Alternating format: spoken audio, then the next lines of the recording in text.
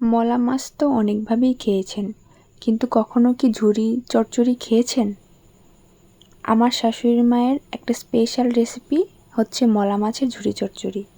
তো আজকে আপনাদের সাথে সেই রেসিপিটাই শেয়ার করব।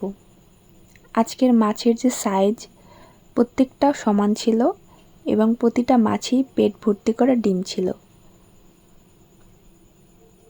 তো চলুন কথা না বাড়িয়ে রান্নাটি দেখা যাক।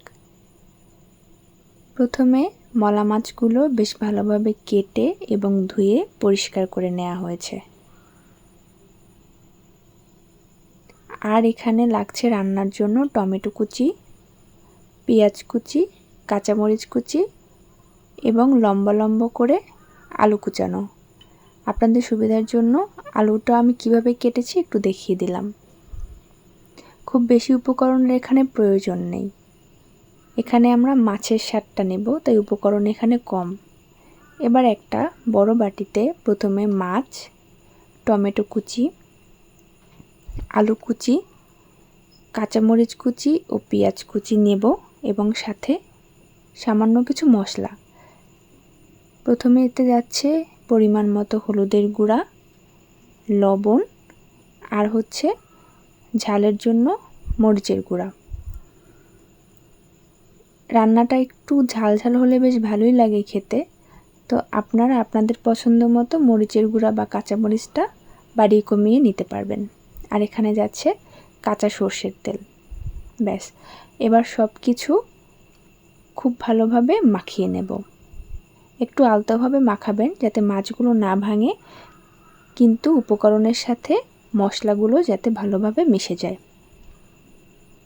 আপনারা চাইলে মাখিয়ে 5 থেকে 10 মিনিট রেখেও দিতে পারেন, চাইলে নাও রাখতে পারেন। আমরা রাখিনি কারণ প্রয়োজন হয় না। আর যে কোনো রান্না হাত দিয়ে মাখালে তার স্বাদ একটু বেশি বাড়ে। এবার কড়াই এবং তেল, এখানে সর্ষে তেল ব্যবহার করা হয়েছে। দুটো জিনিস খুব ভালোভাবে গরম করে নেব। তেল ঠান্ডা হলে কিন্তু মাছটা লেগে যেতে চাইবে। দেখুন কতটা পরিমাণে হিট ছিল তেলে। এবার মাছগুলো ছেড়ে দেওয়া হচ্ছে এর মধ্যে। রান্নাটা আমার শাশুড়ি মাই করছিলেন, সে যেহেতু এক্সপার্ট তাই হাত দিয়ে এটা মিশিয়ে ছড়িয়ে ছড়িয়ে দিচ্ছেন। আপনারা খুন্তি বা হাতার সাহায্যে ছড়িয়ে দেবেন। 3 থেকে 4 মিনিট মোটামুটি হিটে রান্না করার পরে এটা একটু খুন্তি দিয়ে ছাড়িয়ে দিতে হবে। দেখে নেবেন মাছগুলো যাতে নিচ থেকে একদম লেগে না যায়। এরপর আরও 2-1 মিনিট মিডিয়াম জালে ভেজে নিয়ে এভাবে করে উল্টে দিতে হবে আর একটা পাশ। এভাবে করে যদি না উল্টে দিতে পারেন খুন্তির সাহায্যে আলতো করে উঠিয়ে দিলেই হবে। উল্টানোর পরে একদমই সামান্য পরিমাণে জল এখানে দিয়ে দেওয়া হচ্ছে। যেহেতু ঝুরি চচ্চড়ি তাই এখানে কোনো ভিজা ভাব থাকবে না, একদম ঝুরঝুরে হবে, তাই জলের পরিমাণে অল্প ছিল।